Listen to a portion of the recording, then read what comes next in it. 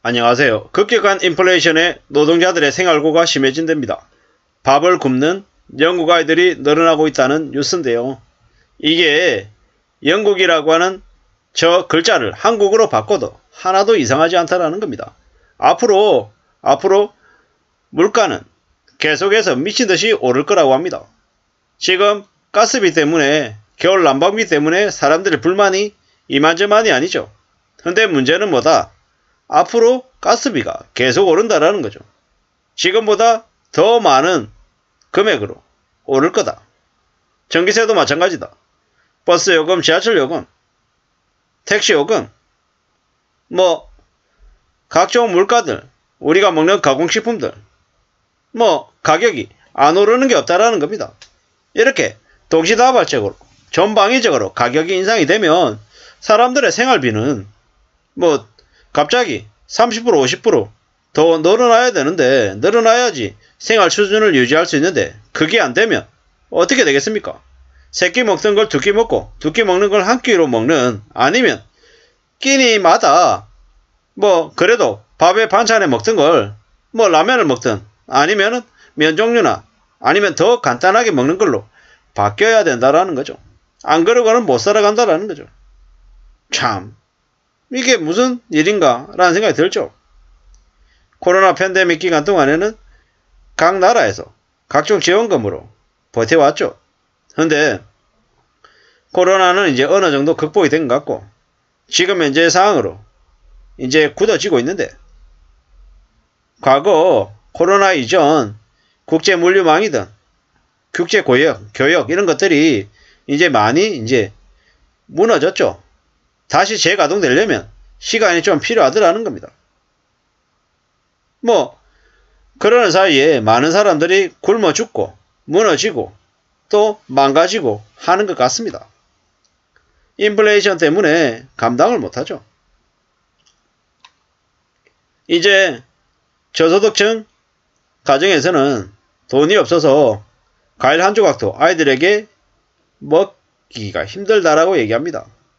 아이들에게 먹일 음식이 부족하면 자기가 먹는 끼니를 그냥 넘기는 경우도 있다라는 거죠.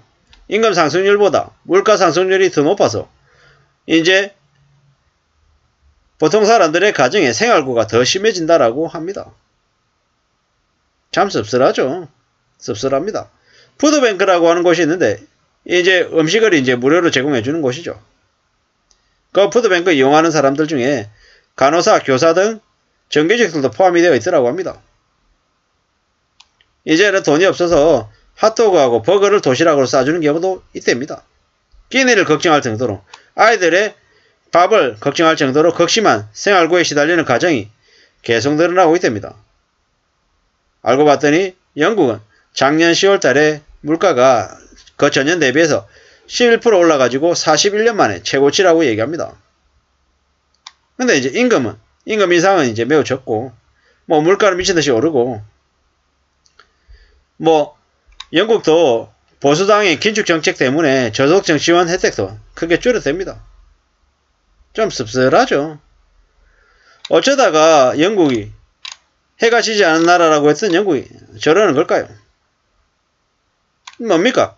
영국도 부자 감세, 서민 증세 정책을 하다가 저 모양이 된 거죠. 민중 봉기가 일어날 정도로 매우 심각하답니다. 능력이 없는 정치 지도자가 난민을 반대하고 유럽연합 탈퇴라고 하는 편 갈라치기로 적고를 만든 거죠. 저런 모습을 보면서 대한민국의 상황하고 뭐가 다른가 라는 생각을 하는 거죠. 한국도 지금 현재 고금리에 부동산 관련한 대출빚 갚고 애들 병원비 내고 학원비 보내고 이래저래 하면 남는 게 뭐 있냐라는 거죠. 되려 마이너스가 안 나면 다행이다, 이런 얘기를 하는 거죠. 앞으로 다가올 모습을 영국이 먼저 보여준다라고 얘기하죠. 우리는 물가 상승률이 4% 5%라는데 상대적으로 영국보다 우리가 나은 건가? 그다지 낫다는 생각도 안 드는데요. 왜 이러는 걸까요? 지금의 윤석열 대통령, 지금의 국민의힘 정부는 보통 사람들, 서민들 관련해서 어떤 생각을 가지고 있는 걸까요? 뭐 그냥 개돼지고 뭐 그냥 밥 먹여주면 됐지. 힘들지. 사는 거 어렵지. 내가 응원할게. 뭐 이런 말로 그냥 떠넘기는 거죠. 실질적인 지원이나 대책 같은 거 없다라는 거죠. 대기업들, 재벌들 법인세를 깎아줬다라는 그 얘기가 뭡니까? 보통 사람들, 서민들에게 세금을 더 뜯겠다라는 거죠.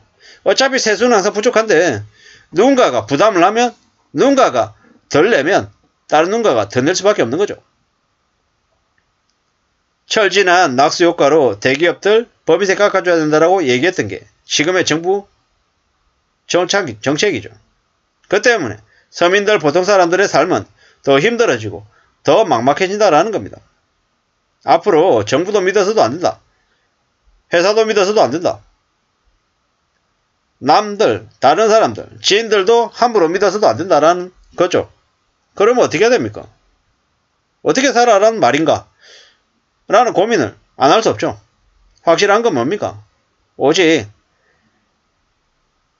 현실을 냉정하게 바라보고 어떻게든 삶을 지켜내겠다라는 각오, 그리고 철저히 극빈의 삶을 감수하겠다라는 자세로 저축을 해야 된다라는 겁니다. 그렇게 저축을 해서 비상자금을 가지고 있어야 위급한 상황이 생겼을 때 가족들을 거리로 내몰지 않는다라는 겁니다. 욕심을 너무 많이 부려서도 안 되고요.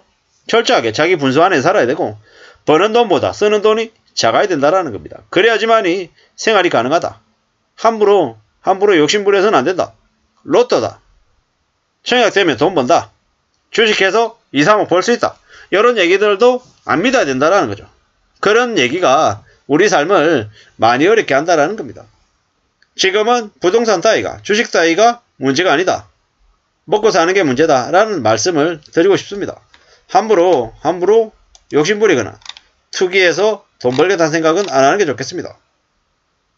한국은 서민들의 삶과 질이 윤석열 집권 8개월 만에 완전히 무너졌다고 합니다. 일용 노동자는 일감이 없어 놀고 생산자는 생산성이 떨어지고 고물가에 각종 공과금 인상에, 그런데 윤석열은 남탓만 합니다. 쓰레기이고 막장이죠. 참 어처구니가 없다. 씁쓸하다는 생각이 들 뿐입니다. 뭐 민주당이고 국민의힘이고 누가 됐든 간에 대한민국 국민들을 위하는 정치인들을 뽑아야 될 것 같습니다. 그러지 않으면 저런 영국꼴이 안 난다라고 누가 장담을 하겠습니까? 이미 지금 경제 충격은, 물가 급등은 시작이 됐고 앞으로 계속 오를 일만 남아있다고 합니다.